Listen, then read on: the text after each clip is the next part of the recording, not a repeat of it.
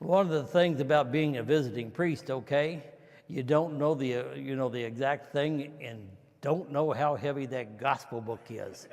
With that big metal, it's like I got it up here and it's like, I don't know if I can last this long, but anyway, I did, even though it was a little lower. So we're celebrating the feast of Mary, the Mother of God. And as you know, well, maybe you don't know, but among theologians, especially early on, there was certainly a big controversy about Mary being called the Mother of God, okay? I'm not going to go into that. Don't waste your time, okay? I think the important thing, really probably the most important thing that I heard tonight in the gospel, and that we normally see, and by the way, most of our information about Mary comes from the Gospel of Luke,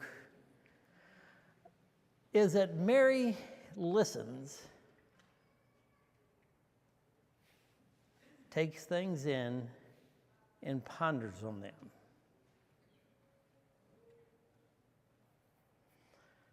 I think if there's anything that we can learn from Mary, is that we have to learn to listen.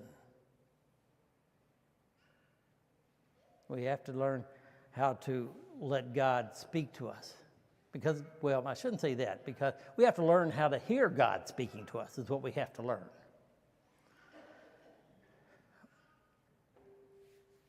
I like to think of prayer, and some of you who have heard me at the daily masses know that I define prayer as conversation. As conversation. That is, people talk and other people listen. And then after the person gets finished speaking, the other person gets a chance to speak, and the other person should be listening. What I have found generally is that people do not know how to have a decent conversation in our country. There's a lot of people who will talk but never listen. Personally, I think so many Catholics are poor conversationalists when it comes to God.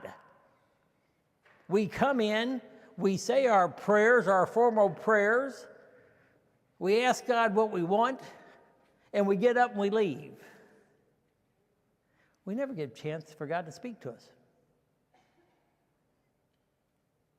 We never get to take the chance to listen to God. If I had been your pastor, I would have asked you for Advent. I would have given you a task of saying, I want you to spend every day with 5 minutes in prayer.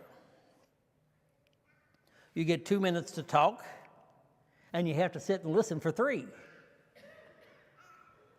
Now, if I come back during Lent, I will say, I would like for you to spend 10 minutes every day in prayer.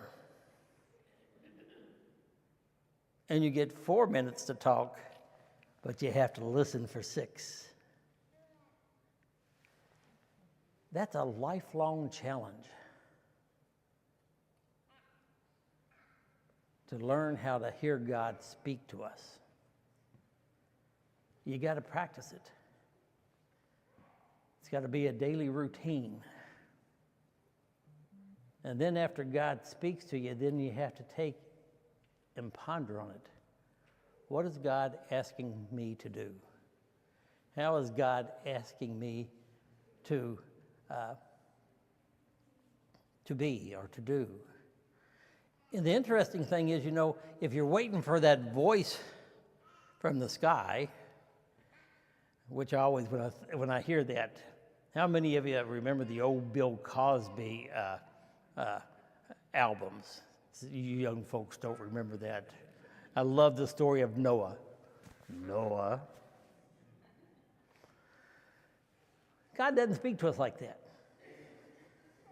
God is supposed to be, I always tell people when you come to Mass, you get fed 4 times. You get fed with the Scriptures. Your priest should be feeding you with their homily. And you get fed with the body and blood of Christ, but you also get fed by the congregation. You get fed by one another, by one another's presence. So when God speaks, believe it or not, God may speak to you in different ways. It may be something that your neighbor says or a fellow parishioner says. We have to constantly be open to hearing God speak to us. Mary was. When the angel Gabriel came and asked her to be, the mother of Jesus, making her the mother of God, she pondered that and said yes. When the shepherds came and told of everything that they had seen from the angels on high, she listened and she pondered. Joseph did the same thing. When God appeared to him through an angel in his dreams, he took Mary into his home. When the angel came and said, Herod is going to kill the child, go to Egypt, he took the family to Egypt. And then when God said, okay, you can go back, or Herod's dead, Joseph brought his family back to Galilee, to Nazareth. Do you think that Jesus learned anything from his parents? Because you see, Jesus was fully human, just like you and I.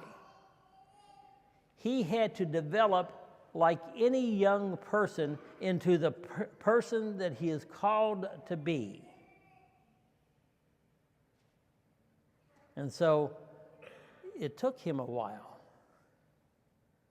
to understand what his calling was. I see that in his ministry, how he progressed, because, at one time he said, you don't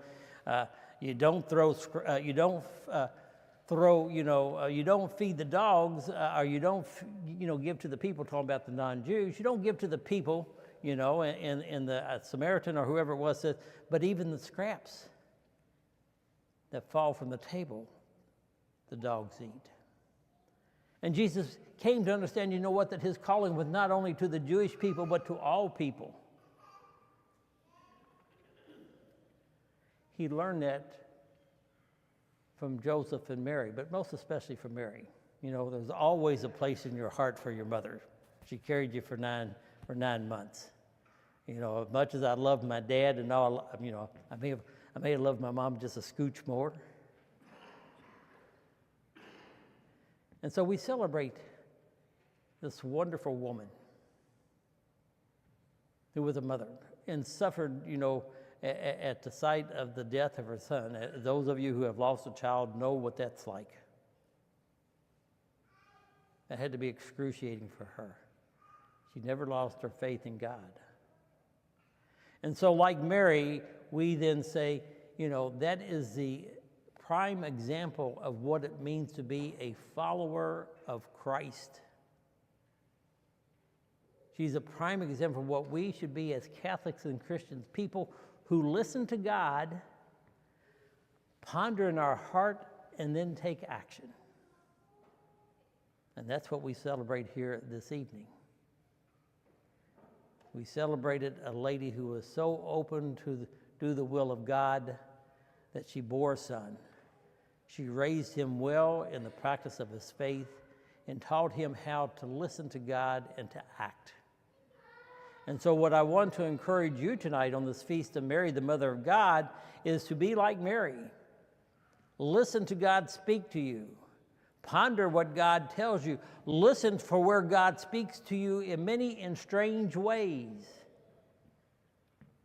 Do not ask for the winning lottery numbers. I know there's a lot of people doing that because he didn't answer my prayers and didn't hear mine about giving them to me. Learn how to speak to God. God is your friend. God loves you beyond all imagination. Mary taught Jesus how to let God speak to him, taught him how much God loved him. And she mirrored that love. And so what I ask you to do is that when you leave this church, you go into the world and you mirror that love. But I also ask you to take the time to listen to God speak to you. And I especially think a great time to do that is right after communion, when you have taken Christ into you, when you become a walking, living, breathing tabernacle. It's a good time to have that intimate conversation with God. It's a good time to let God speak to you.